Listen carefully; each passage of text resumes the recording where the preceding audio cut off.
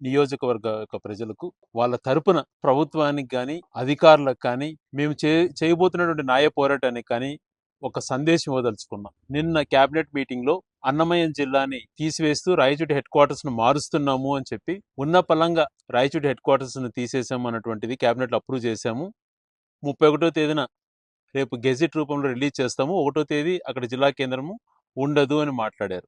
మాట్లాడుతూ గౌరవ మంత్రి గారు రాయచోటి నియోజకవర్గానికి సంబంధించి ఏ ఒక్కరూ సపోర్ట్ చేయడం లేదు అని చెప్పి ఒక అవమాన రీతిలో ఒక నియోజకవర్గాన్ని కించపరిచే విధంగా ప్రజల యొక్క మనోభావాలు దెబ్బతినే విధంగా మాట్లాడాడు. మీరే ఒకటి ఆలోచన చేయండి. ఈరోజు పార్లమెంటరీ కేంద్రాన్ని ఒక జిల్లా కేంద్రంగా తీసుకున్నప్పుడు ఆ రోజు సెంట్రలీ లొకేషన్గా రాయచోటి ఉన్నప్పుడు మరి మీరు మదనపల్లిని సపరేట్ చేస్తూ మీరు రాయచోటిని మీరు కార్నర్ చేస్తూ ఇటుపక్క విద్వేషాలు మీరు రెచ్చగొట్టి మళ్ళా ఏదో ఎవరు మీకు సపోర్ట్ లేరు, మీరు ఒంటరిగా మిగిలిపోయారు అన్నటువంటి హేళనగా రెవెన్యూ మంత్రి గారు అనగాని సత్యప్రసాద్ గారు మాట్లాడడం చాలా దుర్మార్గం. ఒక ముఖ్యమైనటువంటి విషయము అందరూ గమనించాల్సిన అంశం ఏంటంటే ఈ ప్రభుత్వం ఎన్నికల ముందనేమో చంద్రబాబు నాయుడు గారు రాయచోటి జిల్లా నియోజకవర్గం కొనసాగుతుంది, హెడ్ క్వార్టర్స్ గా కొనసాగుతుంది అని చెప్పారు. మరి ఉన్న పలంగా నవంబర్ 27న 2 నోటిఫికేషన్లు ఇచ్చారు. రాష్ట్ర వ్యాప్తంగా వివిధ నోటిఫికేషన్లతో పాటు ఈ జిల్లాకు సంబంధించి 2 నోటిఫికేషన్లు ఇచ్చారు.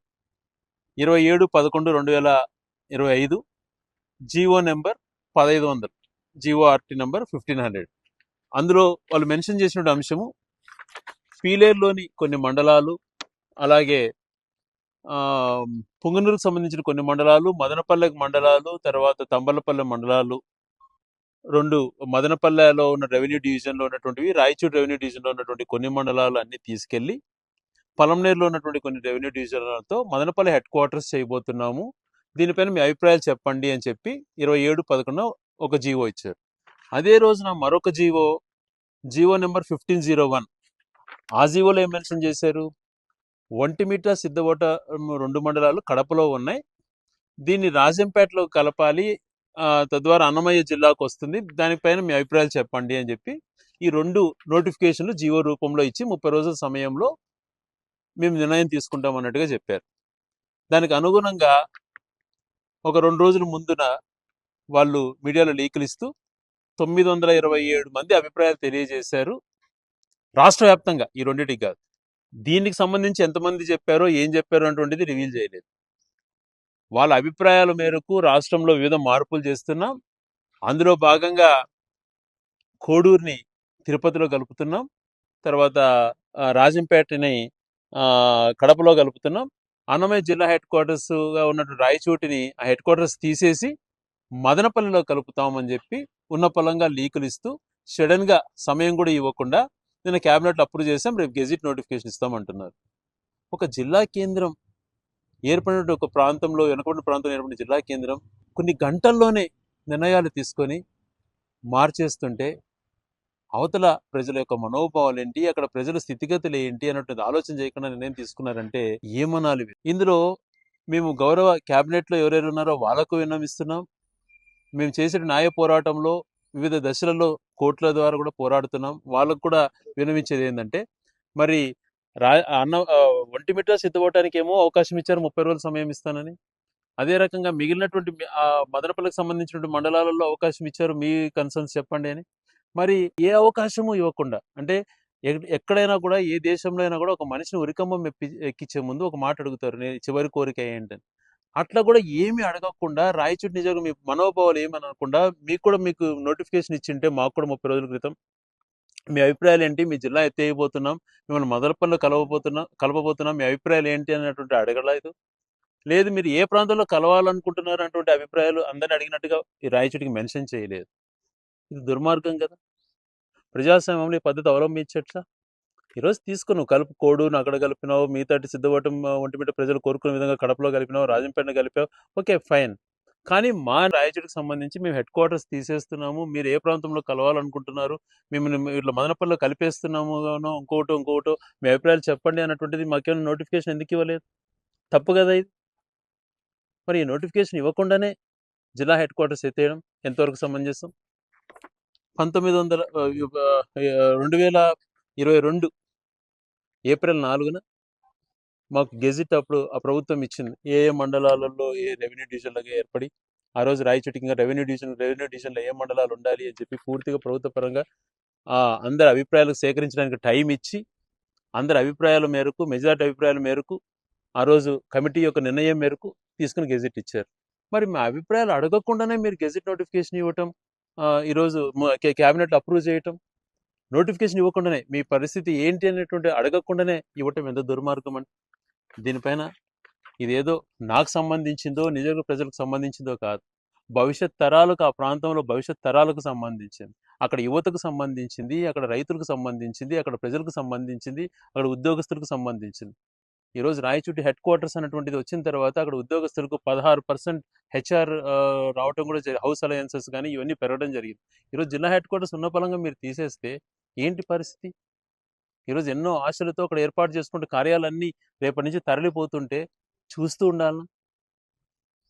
కలెక్టర్ ఆఫీసు, ఎస్పీ ఆఫీసులు 95 జిల్లా కేంద్రాలతో పాటు జిల్లా కేంద్రం అన్నటువంటిది ఉంటే భవిష్యత్తులో జిల్లా హాస్పిటల్స్ కానీ, తర్వాత జిల్లా జైళ్ళు కానీ ఇటువంటి ఎన్నటో వచ్చేటువంటి పరిస్థితుల నుంచి మాకు కాకుండా, అవన్నీ ఏమీ లేకుండా వచ్చినటువన్నీ కూడా ఇక్కడి నుంచి తరలించకపోవటము, వేరే ప్రాంతానికి తరలించకపోతుంటే చూస్తూ ఎంత బాధ ఉంటుంది అన్నటువంటిది మీరు అర్థం చేసుకోవాలి. ఒక నియోజకవర్గమే మీకు ఎవరు సపోర్ట్ లేరంటే మీరు విభజించేసేసి, మీరు ఇష్టానుసారంగా చేసేసి, ఏ ప్రాంతాన్ని ఆ ప్రాంతానికి విడదీసేసి మీరు ఒక్కరు మిగిలారు, మీకు ఎవరు సపోర్ట్ లేరంటే మాట మాట్లాడడం ఎంతవరకు సమంజసం? కొన్ని నెలల క్రితం ఇదే పరిస్థితులలో ఒక బీజేపీ అసెంబ్లీ సభ్యుడు రాయచోటికి నియోజకవర్గానికి సంబంధించి ఆ ప్రాంతం ఒక ఉగ్రవాదులకు నిలయంగా అనేటువంటిది ఆ రోజు మాట్లాడంటే ఆ రోజు నుంచి ఏదో కుట్ర జరుగుతుందని మాకు అర్థమైంది. ఒక ప్రాంతం గురించి ఇంకొక శాసనసభ్యుడు మాట్లాడడం సమంజసం అంటే ఒక ప్రాంతాన్ని అవమానిస్తూ? సేమ్ ఈరోజు మళ్ళీ రెండోసారి క్యాబినెట్ మీటింగ్లో, ఇలాంటి క్యాబినెట్ మీటింగ్ తర్వాత రెవెన్యూ మినిస్టర్ గారు అలాగే ఈ ప్రాంతాన్ని కించపరిచే విధంగా మాట్లాడాడు. ఈరోజు మేము ఎంతో బాధపడుతూ మనోవేదనతో అనుభవిస్తుంటే మళ్ళీ ఈ నిర్ణయం ఒకటి. సో ఈ పరిస్థితుల్లో మేము ఒకటే విన్నవించుకుంటున్నాం, మా యొక్క మనోవేదన వినకుండానే మీరు నిర్ణయం తీసుకున్నారు కాబట్టి ఇప్పటికైనా రేపు మీరు నోటిఫికేషన్ ఇవ్వకుండా, గెజిట్ ఇవ్వకుండా కొద్ది రోజులు ఆపి మా అభిప్రాయాలు కూడా సేకరించే విధంగా నోటిఫికేషన్ ఇవ్వండి. మీ అభిప్రాయాలు ఏంటి, మీరు ఎక్కడ కలవదలుచుకున్నారు, మీకు హెడ్ క్వార్టర్స్ ఎత్తేయడం సమంజసం అన్నటువంటిది మా అభిప్రాయాలు కనుక్కునే దాన్ని కూడా మీరు ఒక నోటిఫికేషన్ ఇచ్చిన తర్వాత నిర్ణయం తీసుకోవాలని చెప్పి ప్రభుత్వానికి గట్టిగా మేము తెలియజేస్తున్నాం. ఒకటే వాళ్ళు ఆలోచన చేయాలి, మనోవేదన అర్థం చేసుకోవాలి. దీనికి సంబంధించి శాంతియుతంగా, పార్టీలకు అతీతంగా రేపు పెద్ద ఎత్తున ర్యాలీ కూడా చేయబోతున్నాం. ప్రజల యొక్క మనోభావాలకు అనుగుణంగా అందరూ స్వచ్ఛందంగా పాల్గొందాం. మన యొక్క అభిప్రాయాలు సేకరించకుండానే, మన అభిప్రాయాలు తీసుకోకుండానే, ప్రాసెస్ ప్రకారం, ప్రొసీజర్ ప్రకారం చేయకుండానే నిర్ణయం తీసుకున్నారు కాబట్టి ఇది చెల్లదు, ఇది ప్రజాస్వామ్యపరంగా కాదు చేసినటువంటిది అన్నటువంటిది మనం గట్టిగా స్టాండ్ తీసుకొని ప్రభుత్వం వాళ్ళు కూడా తెలుసుకోవాలి. ప్రాసెస్లో భాగంగా ప్రొసీజర్ ప్రకారము నిర్ణయం తీసుకోకపోగా, రెండు ఆ నోటిఫికేషన్లు మిగిలిన ప్రాంతాలకు ఇచ్చినట్టు మాకు నోటిఫికేషన్ కూడా ఇవ్వకుండా చేసిన తప్పు ఒకటైతే, మరొకటి కొంతమంది చెప్తున్నారు గత ప్రభుత్వం జిల్లాలో ఏర్పరిచింది, ప్రెసిడెన్షియల్ ఆర్డర్ రాలేదు, గెజిట్ రాలేదు, ప్రెసిడెన్షియల్ నోటిఫికేషన్. మీరు తెలిసి మాట్లాడితే తెలియక మాట్లాడతారో తెలియదు కానీ 2023 ఆగస్టులోనే ఈ 26 జిల్లాలు, ఆ ప్రభుత్వం ఏర్పడిన 26 జిల్లాలను ప్రెసిడెన్షియల్ ఆర్డర్ కోసం గత ప్రభుత్వం ఢిల్లీకి పంపించడం జరిగింది. అది ఎన్డీఏ ప్రభుత్వం వచ్చిన తర్వాత వీళ్ళు దాన్ని సరిగా ఫాలో అప్ చేయకపోతే వాళ్ళంతకు వాళ్ళు కూడా ఇవన్నిటినీ కూడా విశ్లేషించుకొని ప్రెసిడెన్షియల్ ఆర్డర్ కూడా ఇచ్చేశారు. 26 జిల్లాలను గుర్తిస్తూ ప్రెసిడెన్షియల్ ఆర్డర్తో పాటు గెజిట్ కూడా ఇచ్చేసింది. అంటే ఇంకా జస్ట్ డిస్ట్రిక్ట్ కోర్ట్స్ ఏర్పాటు చేయడమే పెండింగ్. ఇటువంటి పరిస్థితులలో అన్నీ ఏర్పడిన తర్వాత, ప్రెసిడెన్షియల్ ఆర్డర్ కూడా వచ్చిన తర్వాత ఇప్పుడు విభజించడం అన్నటువంటిది ఎంత బాధ ఉంటుందో, ఒక్కసారి ఆవేదన ఎంత ఉంటుందో ఒక్కసారి అర్థం చేసుకోమంటున్నాం. సింపుల్గా ఏదో అయిపోయింది నెక్స్ట్ ఏదో చూసుకుంటాం అన్నటువంటి చెప్పి తప్పించుకోవడం కాదు. ఈ బాధ ఏ పార్టీదో ఒకసారి ఆలోచన చేయమంటున్నాం. కాబట్టి ప్రెసిడెన్షియల్ ఆర్డర్ వచ్చింది, మీరు మా మనోబలం సేకరించకుండా హడావిడిగా మీరు ఏదో పొలిటికల్ నిర్ణయం తీసుకుంటున్నారనిపించే విధంగా స్పష్టంగా కనపడుతుంది. కాబట్టి వెంటనే మీ ఆలోచన మార్చుకోవాలి అని చెప్పి గట్టిగా చెప్తాం.